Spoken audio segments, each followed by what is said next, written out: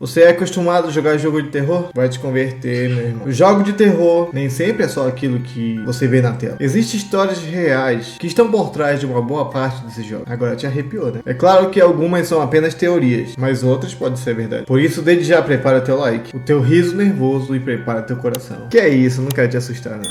Não quero sim. Nesse vídeo eu vou te mostrar 7 mistérios, tragédia e humor negro. E é claro, fazer uma reflexão bíblica sobre essas questões. E o último jogo é o que vai mais te arrepiar. Prepare. Bora pro vídeo.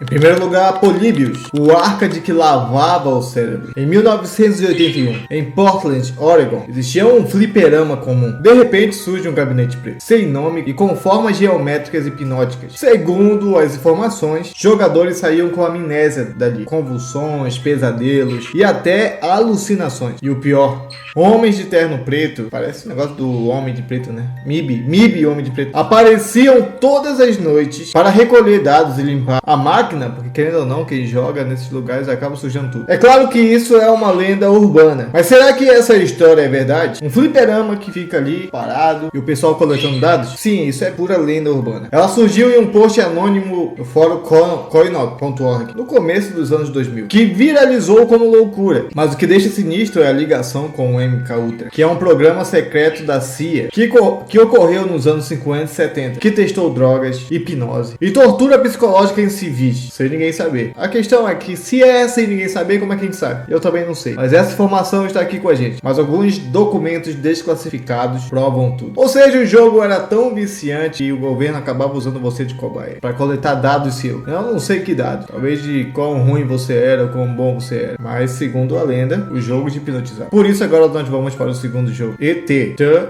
Extraterrestrial, da Atari, de 1982. A Atari paga milhões pelo direito do filme. Dá só 5 semanas para criar o jogo e lança um desastre que vende 1,5 milhão, mas devolvem quase tudo. O resultado disso? Em setembro de 1983, eles esmagam e enterram centenas de milhares de carros num aterro no Novo México. Cobrem com concreto e fingem que nada aconteceu. Tinha perdido dinheiro mesmo? A questão é, isso aconteceu de verdade? Sim, de fato aconteceu. Foi reportado na época pelo jornal local Alamogordo Daily News e foi confirmado em 2014 quando escavaram e acharam os cartuchos intactos. Foi o símbolo do crash da indústria de gamer nos Estados Unidos. Pura ganância e pressa. Poderia ter vendido muito se eles simplesmente tivessem tido paciência ao invés de enterrar. E muitas pessoas poderiam ter jogado mais ainda esse jogo. Mas não foi o que aconteceu. Por isso agora nós vamos pro terceiro jogo, Silent Hill. E a cidade que queima até hoje. Pra você que já jogou o jogo, sabe que ali existe uma cidade fantástica. E nessa cidade, muitas coisas acontecem ali. Principalmente uma cidade que queima. Mas da onde surgiu a ideia pra esse filme? E tem alguma coisa parecida na vida real? Ou seja, a névoa infernal, o chão rachado e a cidade fantasma, tudo veio da Centralia, na Pensilvânia. Em 1962, um incêndio de lixo acabou acendendo uma veia de carvão subterrânea que ainda queima agora em 2026, 64 anos depois. Gases tóxicos, sumidouros, casas rachando. O governo evacuou quase todo mundo, derrubou as casas e deixou apenas 5 habitantes. E aí vem a lenda popular ligando isso ao jogo do Silent Hill e ao filme também, né? Alguns gostaram do filme, outros não, porque Tim Silent e o roteirista Roger Avary usaram a atmosfera real de fumaça, usaram essa cidade que queima até hoje, totalmente abandonada, para criar aquele terror ambiental. Agora imagina morar numa cidade em que o inferno resolveu alugar de graça e o fogo não apaga. A questão é que a natureza cobrando. E aí nós vamos para o jogo número 4, Metal Gear Solid e o luto de Hideo Kojima, que basicamente é o criador do jogo. Kojima perdeu o pai aos 13 anos de idade e acabou mergulhando numa solidão pesada, com pensamentos suicidas. E a série inteira, com temas de paternidade, traição e matar o pai simbólico, nasceu disso. Ele mesmo contou em entrevista e no livro Metal Gear Solid Naked que os gamers foram seus pais substituídos, usando filmes e livros para superar. Death Stranding também reflete o outro lado, criar laços depois da perda. Ou seja, o cara acabou inventando a espionagem nuclear, mas na real estava só processando o pai que foi embora cedo demais. E nisso nós vamos para o jogo número 5, Outlast e os experimentos da CIA. Asilo abandonado, tortura psicológica, controle mental, Parece ficção? Não. Já viu vários casos na vida real. Só que esse jogo se inspira no MK Ultra novamente. Se você não sabe o que é o MK Ultra, deixa aqui no comentário também que eu vou fazer um vídeo explicando ainda mais sobre ele. Mas ele é o mesmo programa da CIA que nos anos 50, 70 injetou LSD, fez eletrochoques, privação sensorial e lavagem cerebral em pacientes de hospitais, sem consentimento, né? Documentos classificados em 1977 e relatos do Allen Memorial Institute, do Sleep Hall Real, mostram que o horror burocrático era pior do que qualquer monstro do jogo. Ou seja, o jogo te assusta, mas o que acontece na vida real é pior ainda. E essas coisas não são brincadeira. A vida real muitas vezes pode ser pior que o jogo. Não é à toa que Efésios 6,12 diz: não lutamos contra a carne,